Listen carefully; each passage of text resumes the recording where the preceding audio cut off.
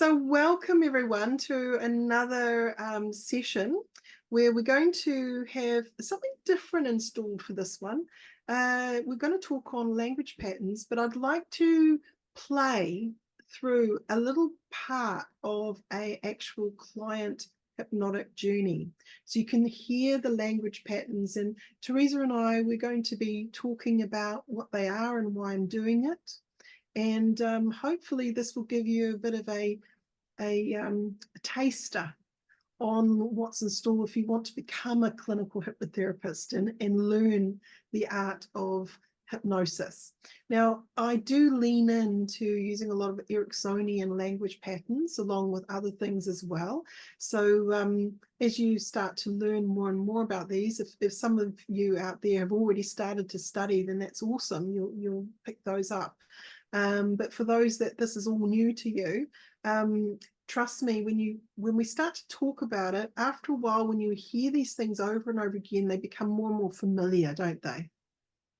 They sure do. Yeah. Yeah. So welcome, Teresa. Thank you, Meredith. Look forward to this week's session. Being back on here Excellent. again. So I'm going to share my screen so we can just go through this and stop and start and just explain a little bit as we go. So as you come into stillness, I invite you just to allow your eyes to go into a soft focus, almost as if you could see out to the peripheral side of you without fully looking there, but just getting that sense that it's there. So you're not really focusing on anything in particular, you're just gently looking out into the room, the space. And you might notice your breath. So we're just going to stop there and talk on this one. You might notice. Now, why might I say you might versus and you notice your breath?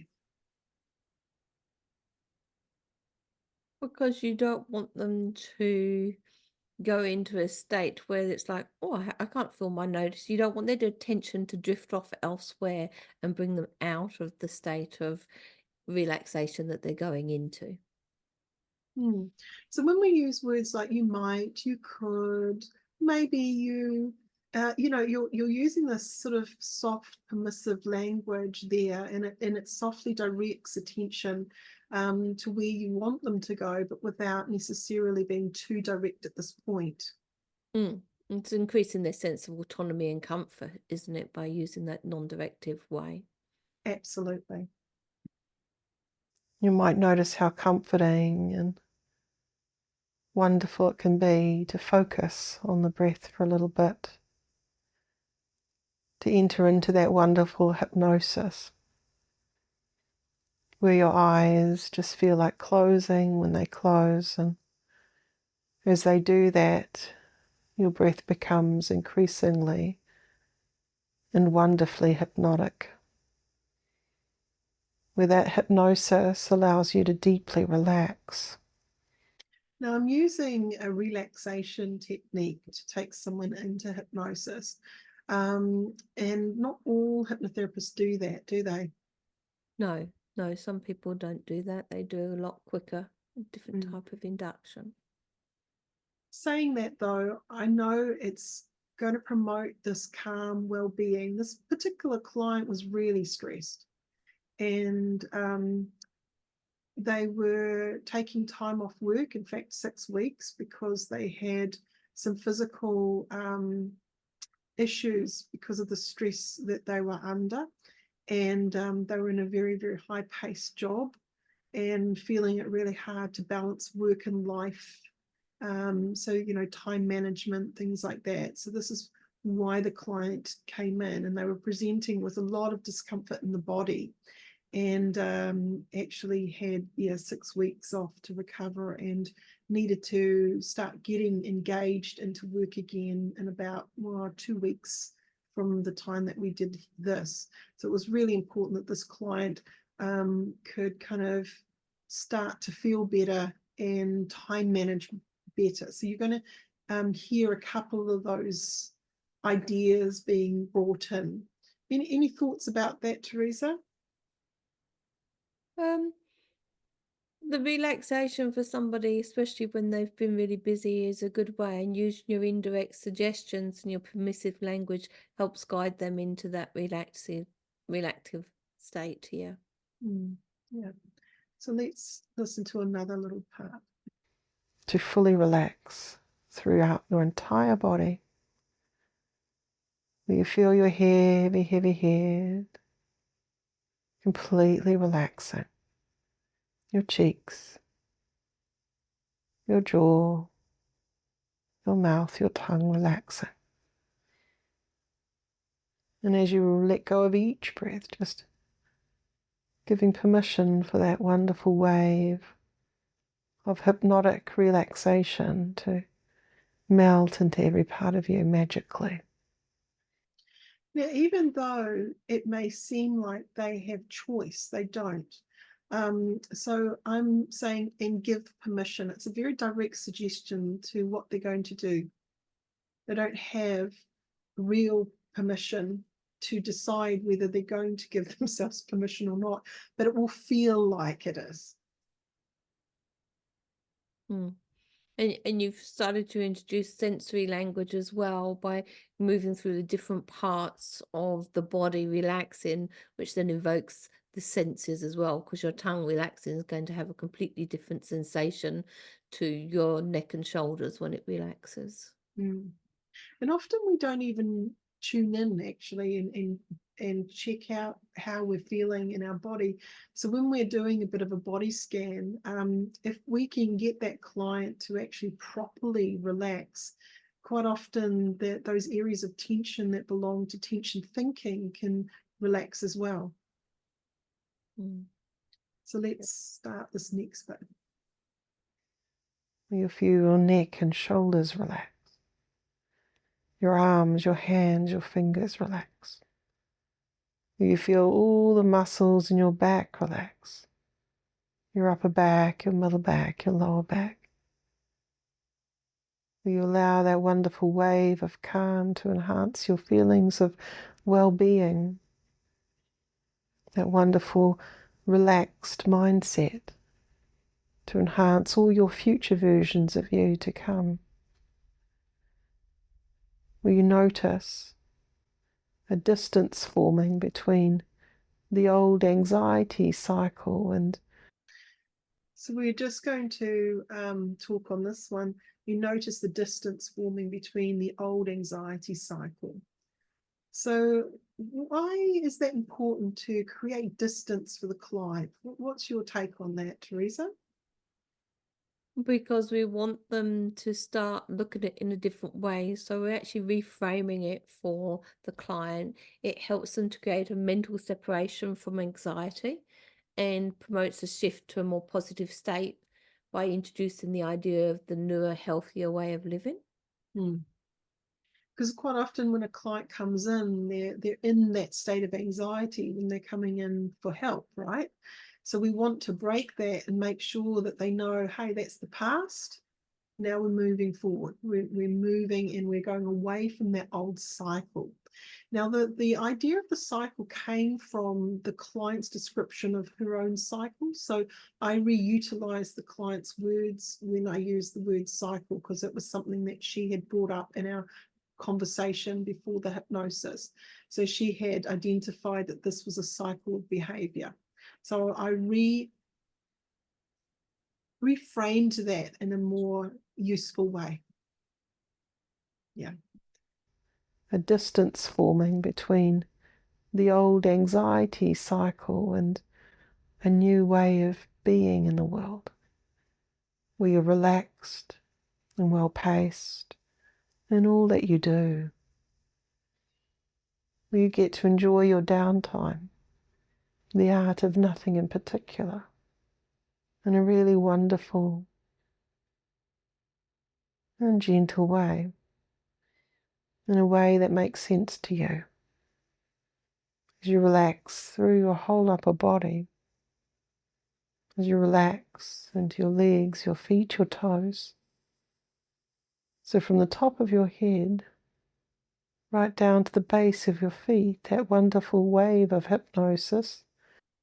And we're going to talk about the wave of hypnosis. Can hypnosis be a wave? If you want it to be a wave, it can be a wave. This is where, when we're in hypnosis, let's say we have a glass, okay? We've got a glass. Now, is hypnosis a thing that you can touch?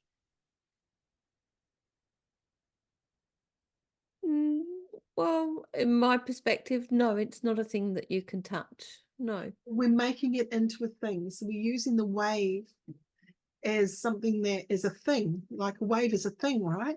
Mm. So you can touch a wave of water. You can kind of feel the waves of sound and see the waves of light. So we understand what waves are. So now we're turning hypnosis into a wave. So it's this clever little language where we're making it into something, and that client takes that on board and makes it true. It's a really cool thing that we do as hypnotherapists. Is relaxing you perfectly, where you begin to feel so heavy, so relaxed, that it enhances your brain waves. Now, this is a cause and effect language pattern.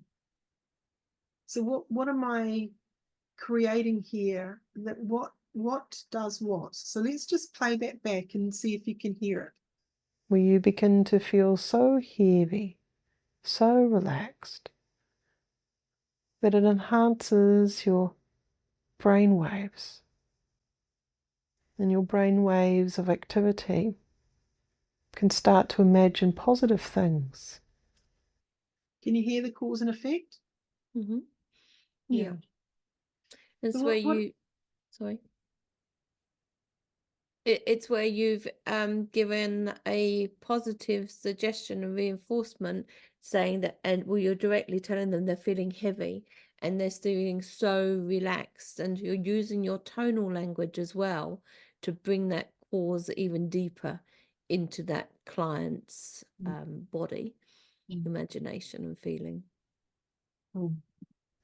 As you daydream into the future and imagine your best and ultimate self thriving, doing a wonderful job at things. And as you realize how fluid and wonderful your imagination is, you realize what an asset it can be to imagine success time and time again. What it looks like, sounds like, feels like, that is in line with your values. So we're using the sensory sides of things, what it looks like, sounds like, feels like. We are incorporating ego strengthening, and we're allowing the client to time travel into the future, imagining their best self. So these are direct, very leading ideas, and the client, because they're not resistant anymore, just goes with it. So I don't have to set it up in a really hard way and say, I would like you now to imagine yourself and all of that language. We can just slide in. We can just invite the client to go there now, and it's so quick. And the client does. Yeah. What are you hearing there, Teresa? Yeah, definitely your positive reinforcement, your encouragement, you're using imagination, you're repeating that successful visualization, and you're trying to reinforce or I should say, you are enforcing the habit of positive thinking by future pacing that as well.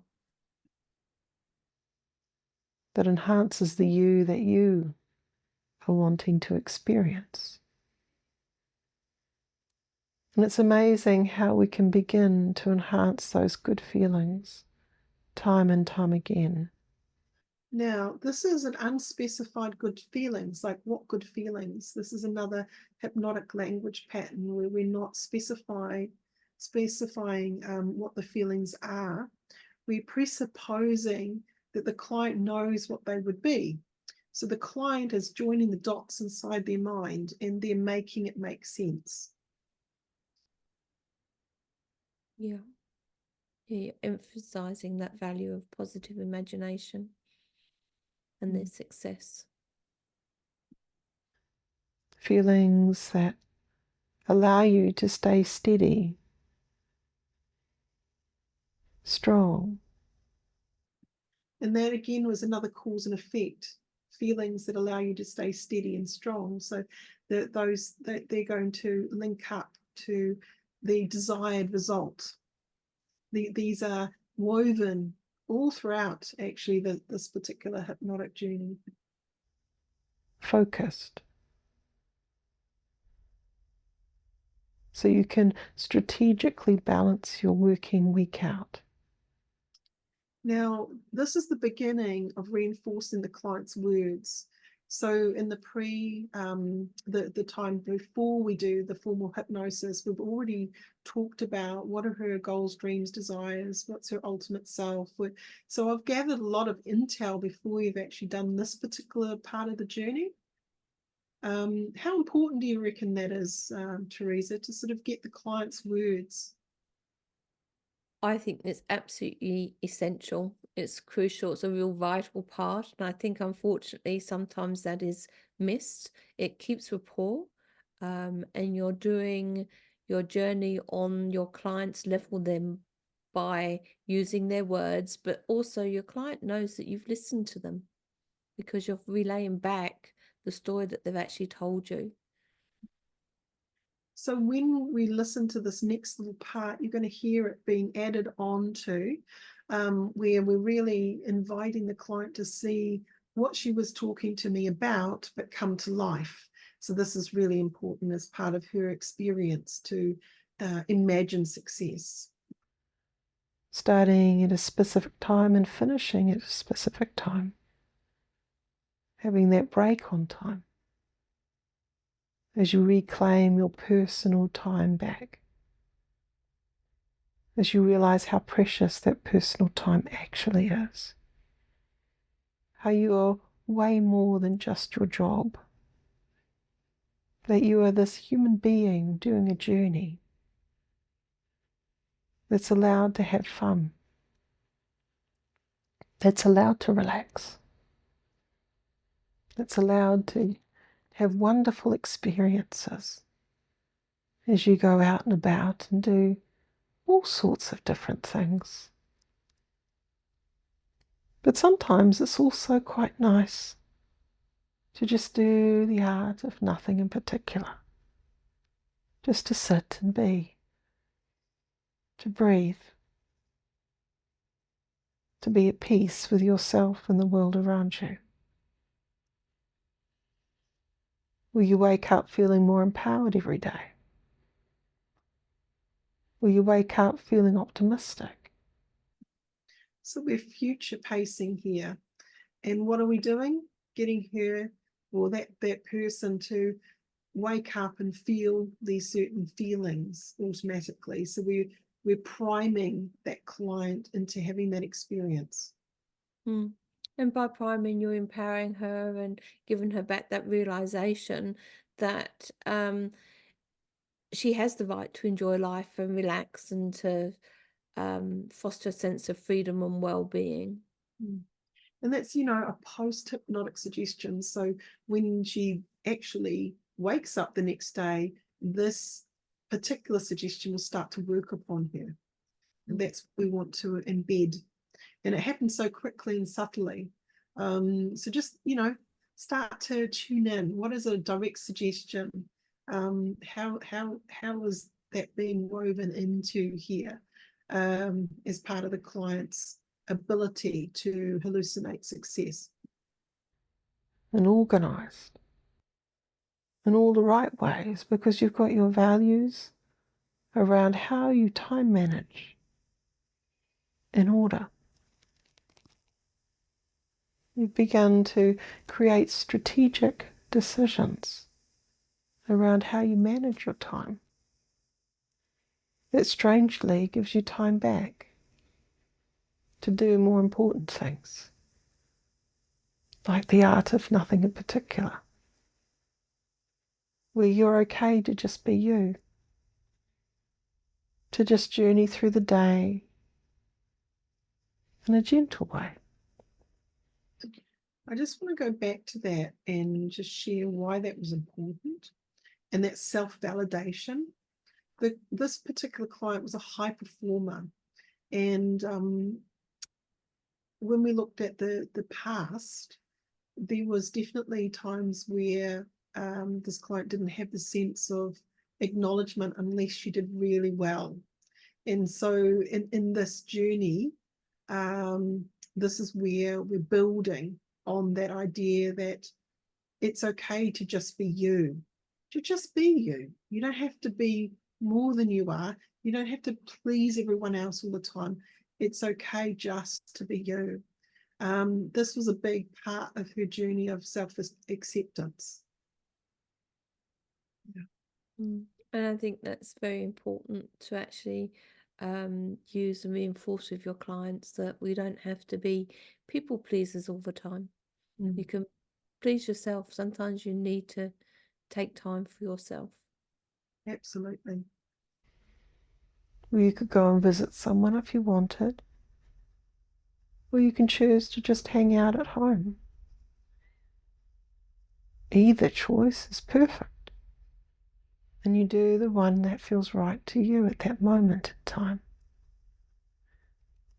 And you begin to trust that you know which one feels right. You begin to trust in your judgment. This is definitely a big part of what this particular client was battling with, is internal trust. Feeling like an imposter, the old imposter syndrome. And that was definitely mentioned in the conversations I had with this client. So, with that empowerment and trusting in their own decisions, it's a big part of building that autonomy. Quite often people will describe the need for external validation. There's nothing wrong with that to a degree, but if that's the only way you can ever believe that you were good enough, you probably need to work on that a little. It's important to be our own inner cheerleader and sort of back ourselves regardless of whether anyone else agrees. Sometimes it's good to hold your space. Yeah. And you're giving a bit of future pacing there as well. You're encouraging your client to be proactive with their time management and use strategic planning, empowering the client to take control of their own schedule as well. Trust in that spaciousness. Begin to feel better and better as each day moves to the next one. Feel better and better in every way. Every day. Emil Coué, look, this is magical when it comes to hypnosis. Every day in every way, you just get better and better. You feel better and better. Using little language patterns like that is quite magical, and it's just sprinkled in. It's so quick. You can hear it just again. So you can just hear it, and we'll go. Begin to feel better and better as each day moves to the next one. And isn't it interesting how quickly things can change? Like that sensation of needing coffee and then suddenly realizing you don't. So this is a question and curiosity. The client had already told me that they had given up coffee because of the anxiety and stuff. So they were feeling really proud of that. So I utilized that within this, the ego strengthening, and how interesting how quickly things can change. Now, it's not just belonging to the coffee, but it's things in general. It's more broad. So we're starting to use sort of a more generalized description. So the client will make it make sense in the way that they would like to as they move forward. What are your thoughts on that, Teresa? I think it's really good when, again, it shows that you've listened to your client, you're weaving that in. It will make sense to the client. They will use it for other things other than just the coffee. It's again realization and it's a positive reinforcement that they can do this, that they can change, they can move forwards. Need it anymore. That you feel better without it. And isn't it interesting how just with a little tweak, your body can begin to rapidly heal itself, to begin to maintain a feeling of balance and equilibrium. So this client was presenting with extreme discomfort and pain, where it had forced her to have to take 6 weeks off work because of it. Her shoulder and her back, and she was just out of whack. So again, we're inviting the idea of healing. We're inviting the idea of quickly healing and how a body can do what it needs to do. What are your thoughts on that, Teresa? So the mind is an amazing, powerful tool, and quite often we actually use it for negative framing in our lives. But if we can move that in the negative framing so quickly, then why can't we change it to positive thinking and reinforcement? And sometimes we already know this, it's deep inside us. We just need that little bit of encouragement to actually think, yeah, I know I can do this. Yeah, I know that. I thought we'll stop sharing that part of it and finish off with just a general conversation. A lot of times when students do start, the language patterns, we've got quite a lot in both the NLP and the Ericksonian module that look into different language patterns. And at first, it can be extremely overwhelming. But they're language patterns that exist. It's not something that we don't naturally do anyway. So we often talk in metaphor to one another. We understand that. We're storytellers. And when we use it in a hypnotic way for particular reasons, it's about how do we land that suggestion with the most effective to make the biggest effect. So, practice equals perfect. If you guys want to learn about how you use hypnotic language and how you can gain information from the client and really create a journey that is specific to them, it's not script bound anymore. You've understood the foundations of suggestion and the impact that good suggestions can have. This is what training is all about. So most of my students over the years, they're very, very, like, oh, I'm never going to get this. And by the end, they've got it, they're starting to use it really proficiently. And the more you work with clients, the better it gets. So don't you agree, Teresa? Oh, definitely. And I mean, you're there to support your students. You will have lots of little snippets and bits and pieces for students to be able to go back, look at, to check. You're so easy to talk to and approach for asking questions. So I really would recommend somebody, if they are thinking about doing hypnosis, to check out your website, to have a look and give you a call, have a talk if they've got questions that they want answering that they can't find on your website.